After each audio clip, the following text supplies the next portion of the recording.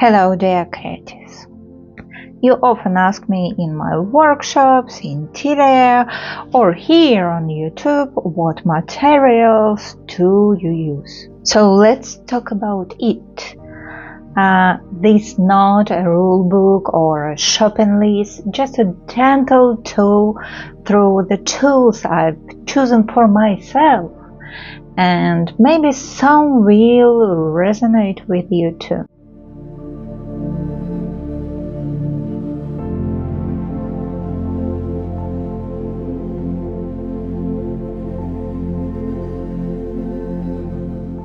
So let's start from the base, the surface I paint on.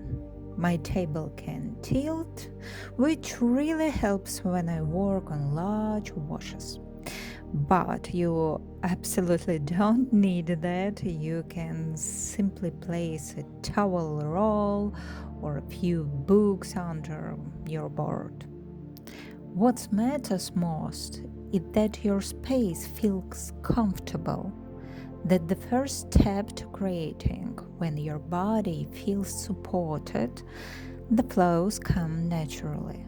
Next, small things that make a big difference.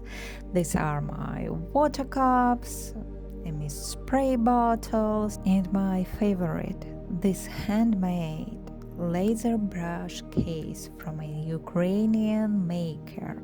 I'll leave a link below.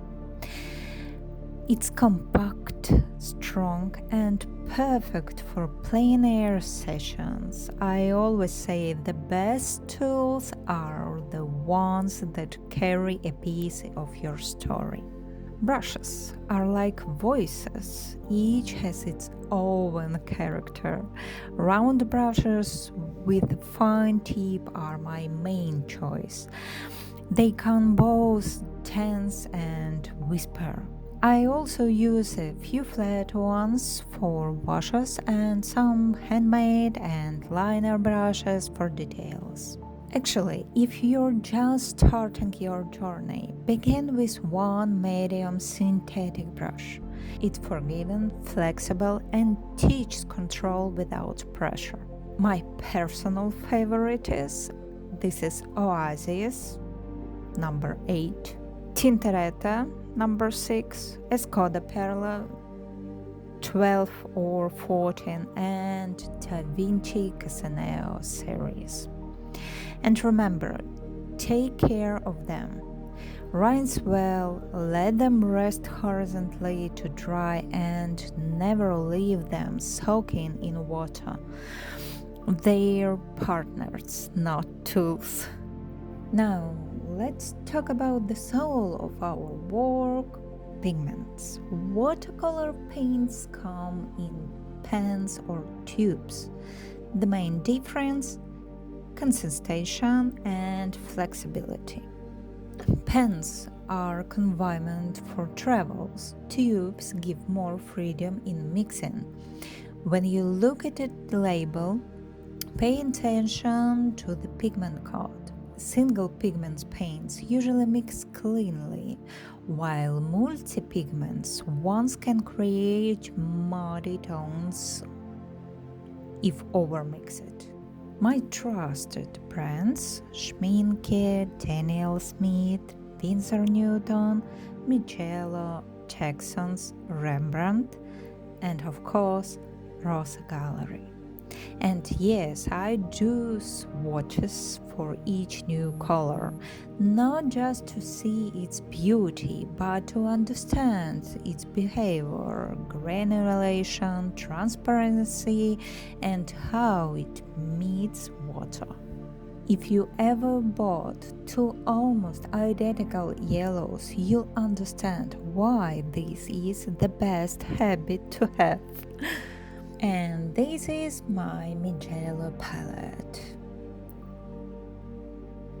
Airtight and easy to clean. I carry it everywhere: classes, plein air, art sessions.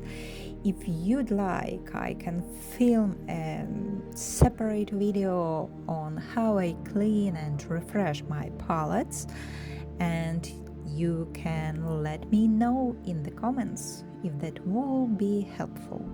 I'd love to show you my process. But again, a palette is about comfort, not perfection. If you don't have one like this, just use a simple white ceramic plate. It works beautiful. The important thing is that you can see your colors clearly and have space to let them breathe. And finally, paper. It's where everything begins and where color truly meets the soul. There are two main types of watercolor paper: cellulose and cotton. Cotton holds water beautifully. It allows soft transitions, depth, and emotion. My heart belongs to arches. It's strong, textured, and has lived through many of my emotional moments. For sketches or warm-ups, I often use cellulose. It's lighter, more budget-friendly, and still great for practicing.